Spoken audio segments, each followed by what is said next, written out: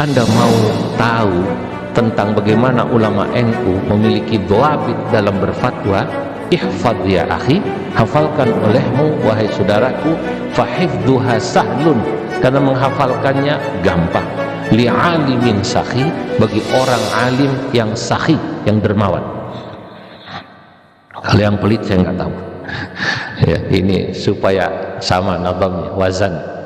Apa yang pertama, ulama NU ketika berfatwa, berbahsul masail, selalu bisa membedakan bahwa yang dibahas ini masalahnya masalah usul apa furu'.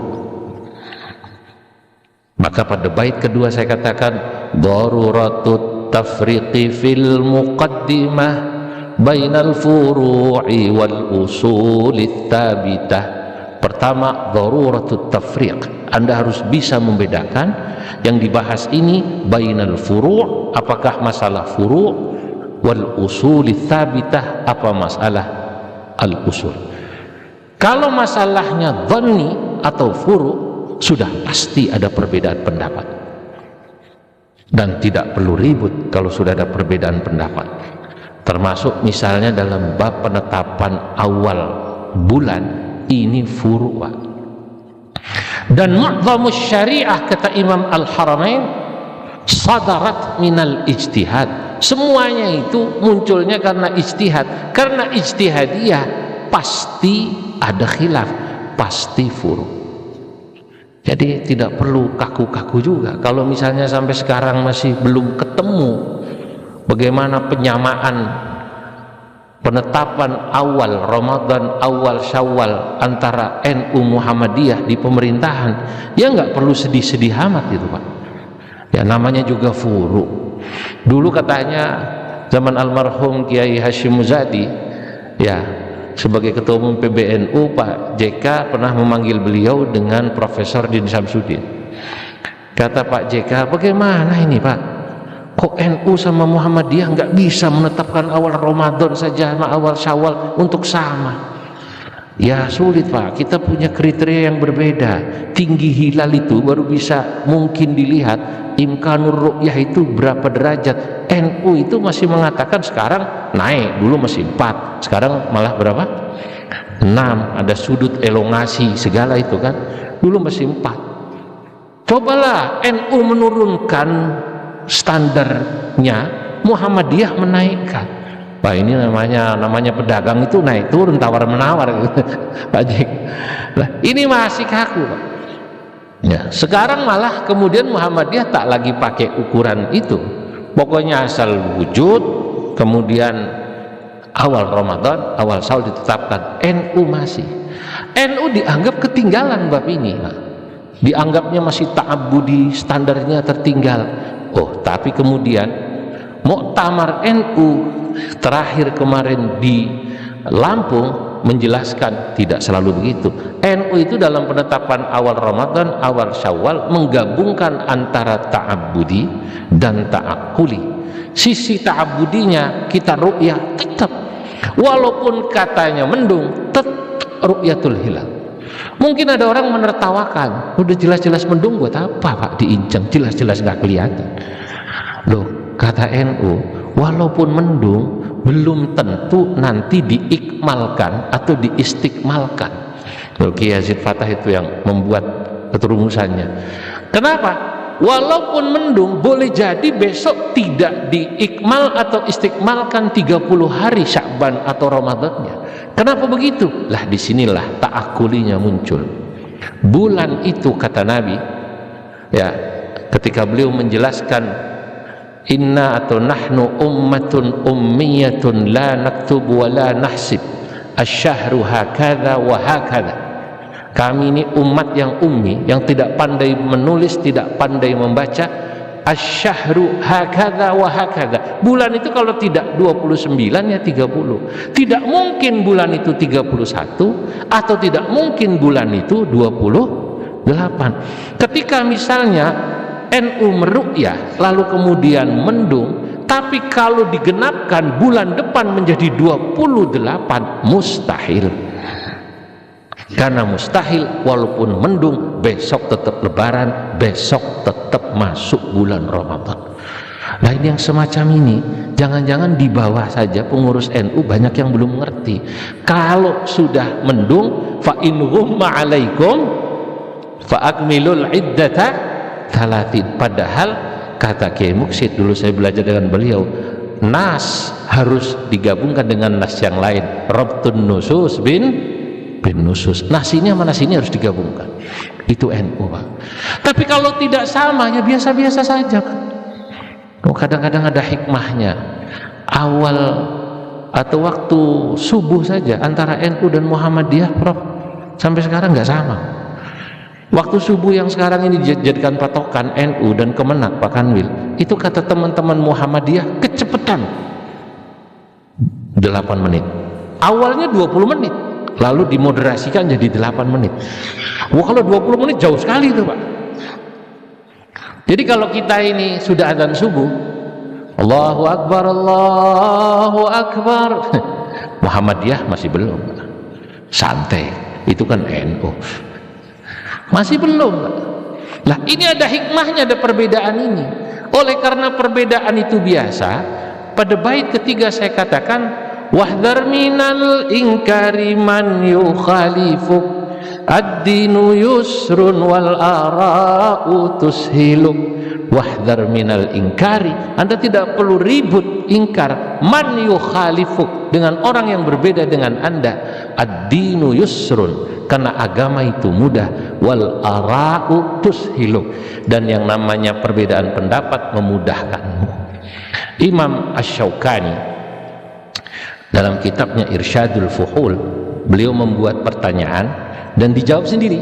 Kata beliau, fa in qila, kalau ada orang bertanya, lima, kenapakah lam yaj'alillahu, Allah tidak menjadikan fi syariati, ya dalam syariat ini semua nasnya dibikin qat'i, bal ja'ala mu'dhamaha dhanniyah.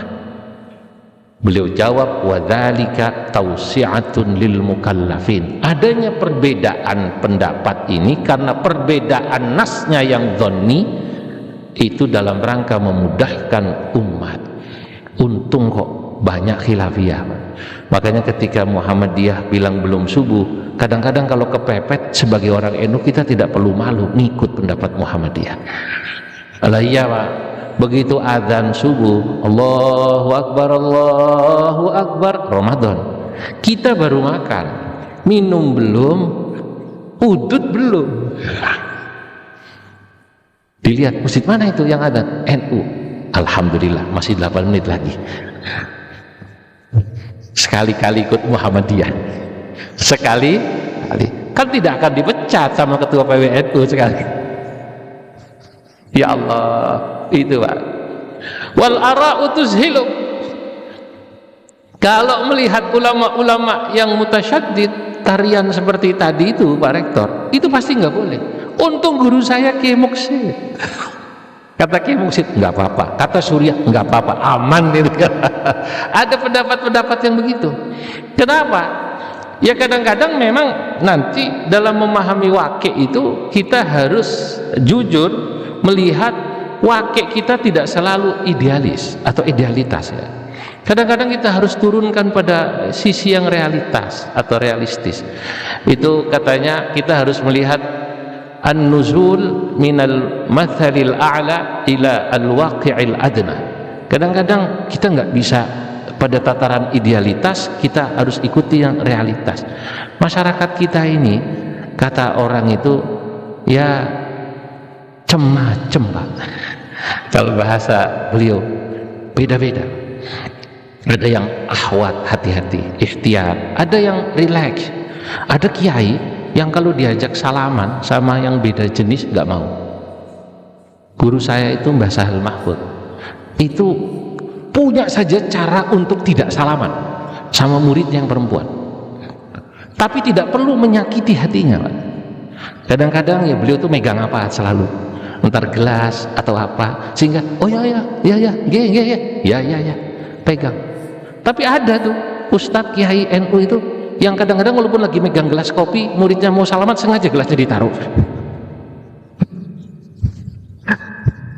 sengaja supaya bisa salaman. Saya pikir-pikir dulu, ini dalilnya apa ya yang mau salaman itu? Ketemu ada saja itu dalil. Ternyata dalam kitab Riyadhus Shalihin itu ada hadis diriwayatkan oleh Anas bin Malik. Nabi Muhammad sallallahu alaihi wasallam ya, kemudian beliau diceritakan betapa tawadhu'nya, ini dalam bab tawadhu' ya. In kanatil amatu min ima'il madinati la ta'khudhu bi yadi Rasulillah sallallahu alaihi wasallam fatantaliqu bihi haitsu sya'at. Sesungguhnya amat-amat perempuan-perempuan Madinah itu. Tapi amat ini saya mau tanya Kiai Muksidul, kira-kira ini tua apa muda Kiai? Al-ima min ima'il Madinah. Nabi itu tangannya digeret-geret lah kalau bahasa sekarangnya itu. Bukan cuma salaman, digeret-geret. La ta'khudhu bi yadi Rasulillah sallallahu alaihi wasallam, tangan Nabi dibawa-bawa. Fatantaliqu bihi haitsu sya'at. Saking tawaduknya Nabi. Tapi hadis ini dipakai dalil oleh sebuah lembaga fatwa yang ada di Eropa dan Amerika. Ulamanya saya nggak mau sebut namanya. Ketika beliau ditanya, kami ini tinggal di negeri di mana Islam itu menjadi aqalliyat, minoritas. Kami Pak, kalau di sana itu ketemu orang-orang Barat, itu mereka nggak bisa nggak salaman. Bahkan lebih dari salaman, kadang-kadang set langsung gitu. Saya nggak tahu apakah Prof. Rosihan pernah kuliah di luar negeri, pernah Prof? Nggak, shortcourse paling nggak ya. Nah itu. Kalau yang kata teman-teman pernah di Australia, di Belanda, di McGill, ya di luar negeri itu begitu langsung, seperti biasa. Nah, kalau saya kalau suruh begini kan nggak berani, masa minimal salaman nggak boleh? Nah ini dalilnya ini, Pak. Daripada menyakiti, Nabi nggak akan menyakiti. Bagi orang yang mengharamkan pasti bilang haram. Lu Nabi itu gimana tangannya? Lu Nabi itu yang meliku irbahu, kamu nggak boleh ngikutin. Nabi itu kuat mengontrol dirinya. Lagi pula ini khususiyat Nabi ini, kata yang mengharamkan. Dijawab sama yang membolehkan pakai dalil usul. Mana dalilnya bahwa ini khususiyat Nabi? Kalau tidak ada dalil yang menunjukkan ini khususiyat, fayabqad dalil 'alal umum.